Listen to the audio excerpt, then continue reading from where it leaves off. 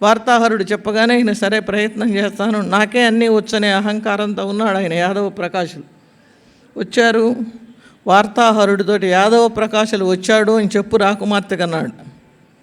అంటే ఆ లోపల బ్రహ్మరాక్షస ఆవహించి ఉన్న రాకుమార్తె యాదవ ప్రకాశులే కాదు, వాడి గురువు కానీ ఆ పైవాడి గురువు కానీ ఎవడొచ్చినా భయం లేదు పొమ్మను అంది. వినపడేటట్టుగా అంది పెద్దగా. రాజు విన్నాడు, యాదవ ప్రకాశులు విన్నారు, అందరూ విన్నారు.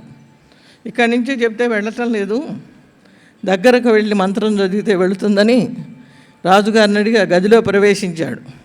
ప్రవేశిస్తే ఒక తన్ను దన్నింది. అప్పుడు సరే నువ్వు ఏం చేస్తే వెళతావు అని అడిగాడు ఆయన. ఏం చేస్తే వెళతావు అంటే నీ శిష్యుడు భగవద్రామానుజుడు వచ్చి తన శ్రీపాద తీర్థం ఇస్తే నేను వెళ్ళిపోతాను అని చెప్పింది. ఇది భగవద్రామానుజుల్లో ఉన్న గొప్పతనం. అప్పుడు భగవద్రామానుజుల్ని రాజుగారు పిలిపించారు. వచ్చారు, వారు మరి ఏ మంత్రం చదువుకున్నారో వారి పాదతీర్థం ప్రోక్షణ చేస్తే వెళ్ళిపోతానంది. నువ్వు వెళ్ళినట్టు మాకు సాక్ష్యం ఏంటి అన్నారు. నేను వెళ్ళగానే ఎదురుకుండా కనిపిస్తున్న మర్రి చెట్టు మాడిపోతుంది, అదే సాక్ష్యం అని చెప్పింది. సరే వీరు వచ్చి శ్రీపాద తీర్థాన్ని అనుగ్రహించారు.